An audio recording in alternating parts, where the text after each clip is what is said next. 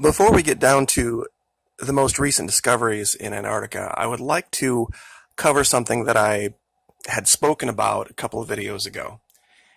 It has to do with this passage between the tip of South America and the Antarctic Peninsula. I had made the allegation using another map that this gap in between there is not the original Drake Passage, that there was some type of an event that I believe occurred sometime in the 1700s that opened up this huge area, that the original Drake Passage was down here in the tip, and it's a very tiny little passageway that goes through what we see as the mountains. Now, many have taken issue with that, saying, no, it couldn't possibly be. Whatever happened down here happened thousands and thousands of years ago. Well, let me show you a piece of history that we can verify that lends credence to my theory.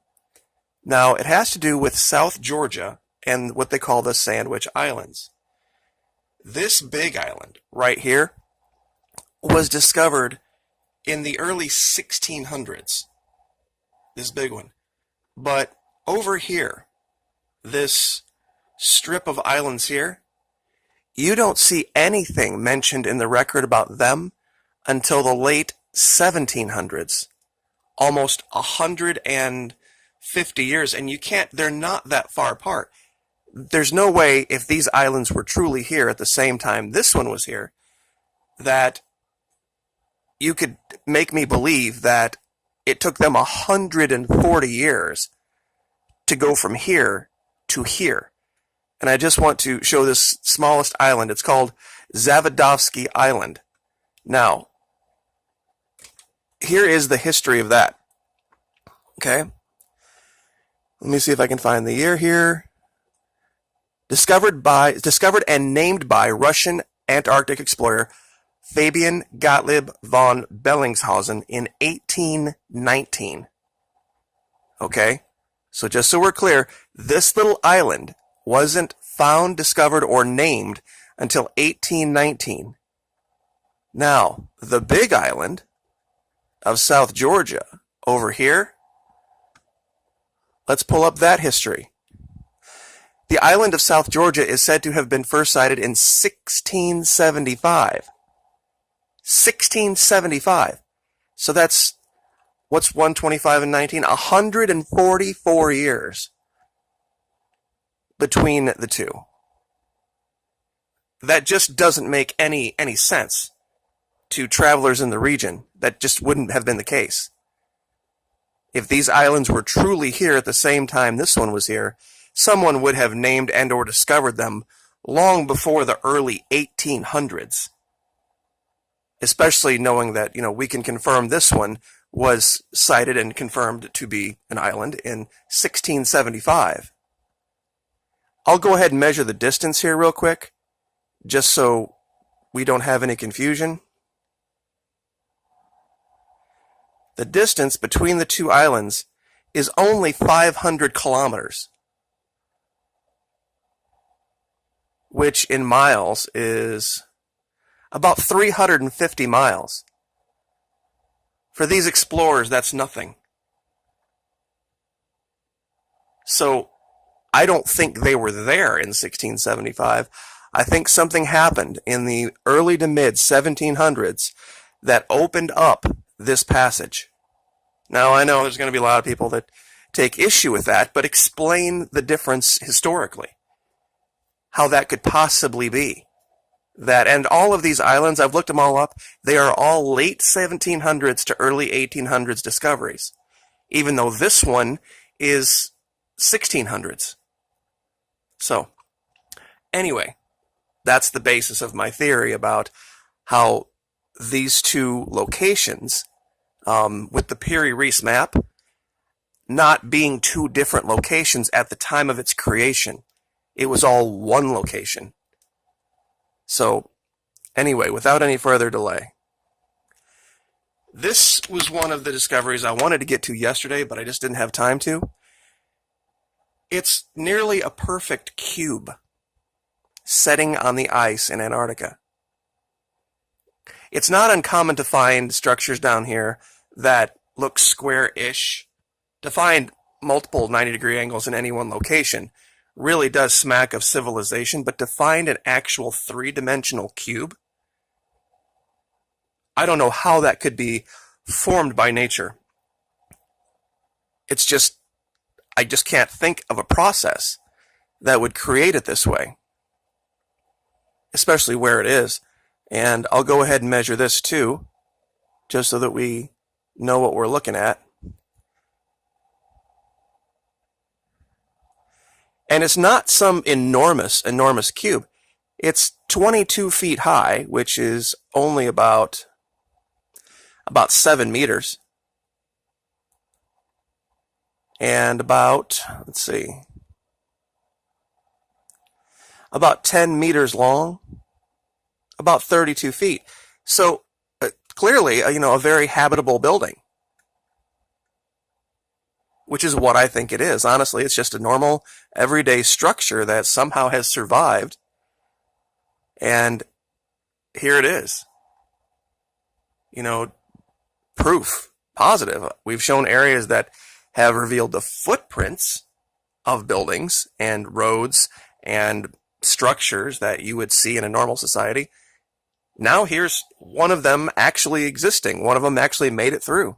And like always, of course, I will give you the year and the location using Google Earth Pro so that you can go find this stuff for yourself. You never have to take my word for it. Google Earth Pro, take the coordinates, type them in, and go look and make up your own mind. Now there is another location here. I'm trying to decide which one I want to go to first.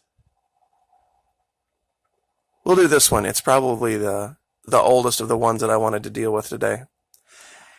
It's this strange structure that I called, quote unquote, the Keyhole Structure, because it basically just looked like an old-time keyhole when I found it. You've got this round circular thing, and it looks like some type of a tube or a pipe or a tunnel, and something black is pouring out of it into this river here. Now, that seems like a strange thing to show, but over here, if it really were oil, and it's as cold as they say it is in this region, on the surface, yeah, it would be total thick glop. It would move a lot like lava. And so that would explain why you would see kind of a blunted off end here.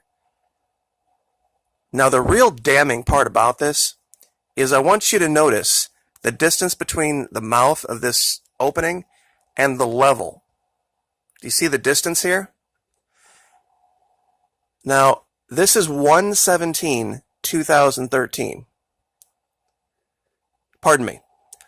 2/28/2012. That was the first time this image appeared. 1/1/2012. The fact that we saw images only 7 days apart here shows that they're looking at something. Now, here is 11/28/2011. Sorry, I'm screwing the dates up for you guys. But this is November of 2011, late November. Do you see how the level is higher? The opening is still there. And we can still see the same river. It goes around here. And this is actually, it's a very strange structure. You can see it's actually this weird tunnel that goes up, in, around, and behind. What would have created this bridge? I really don't know. Natural formation anyway. But you would have to ask yourself a question. Who would have been so interested in this that they would have bothered to image it this way? See, we're back to the January 2012 here. 2011, 2012, February, December 2012, and there's really no new image all the way up to going through 2015. Which kind of leads me to another point about a lot of these discoveries. Some people ask, how is it that we're only now seeing this?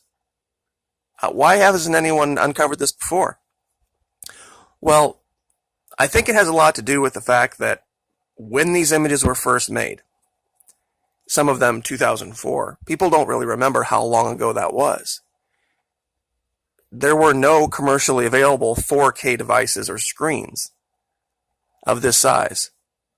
And if these images were being taken by expensive high-tech satellites, and it was being used for the military in conjunction with Google, they probably never really worried at the time so much about people seeing this stuff. But now that we have the ability to go buy 4K screens for ourselves in large sizes and zoom in on this stuff, people still ask, well, why wouldn't have somebody have blown the whistle? Why wouldn't have somebody have said something? Great way to lose your security clearance. The people that were looking at these images, you just don't say stuff like that. And even the pilots that have seen all of these flying unidentified craft, same thing. Guaranteed way to lose all of your military benefits, get kicked out of the military, and screw up your life completely. Or whatever alphabet agency that you were part of, is go start talking about civilizations under the ice in Antarctica. So let me go back and just show this again, how this has changed over the years.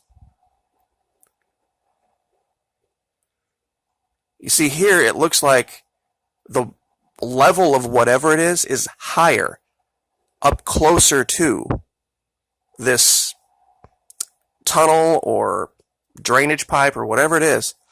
And you can see after time goes by that the level drops. The distance between it drops. And that was what I was trying to go for here. That whatever it is being drained. And I really do. It might be just oil. And this might be the entire crux of who was responsible for all this high-res imagery in Antarctica. I think, honestly, though, there are things that we have found that they didn't bother looking for because they didn't care. I think it might have just been a lot of it happy accident that we were able to see all of the things that we've seen.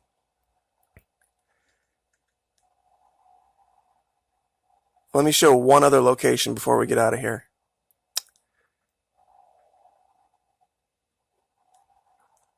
Okay, we'll do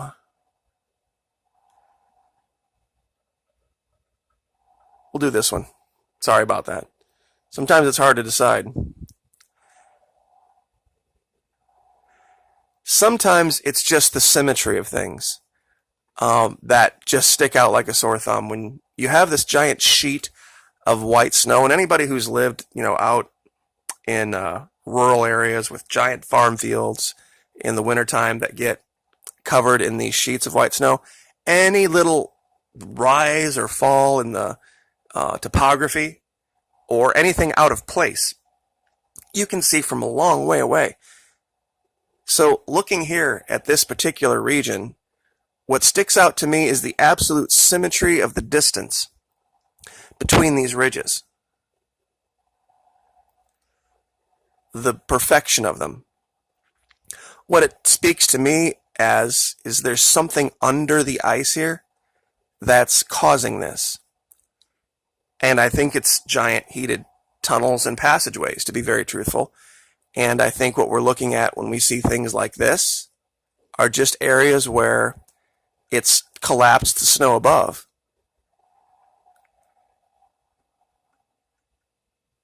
And if anyone's ever put a corrugated pipe out under snow that had some type of hot drainage to it, like if you had like a washer drain outside in the winter, you'll see the ridges through the snow of the corrugated drainage pipe. And that's just kind of a, I guess, modern American example of what I think we're seeing here on a grand scale. And this might be why they were looking at these in high res, because you'd have to ask yourself why.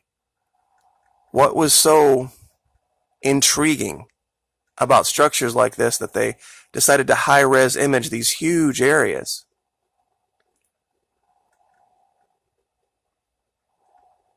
When they found things like this, more geometric structures that really can't be explained any other way. And I guess the whole point of all of this is that of all of the topics anyone could be talking about on YouTube, talking about things like an entire civilization being lost to man over hundreds of years and now being uncovered, I think that would top anything. This last image I'm showing just looks like the ridge of a building. It really looks like it's almost like you can see the parapets.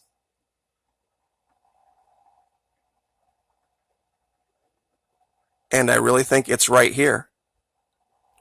It's covered with snow on the backside, but look closely right here. Does that not look like a lot of the craft, a lot of the things that we've seen in our skies? Just looking down from above. So, anyway, I will leave it there. Thank you guys so much for your support. Like, share, subscribe. We'll see you next time.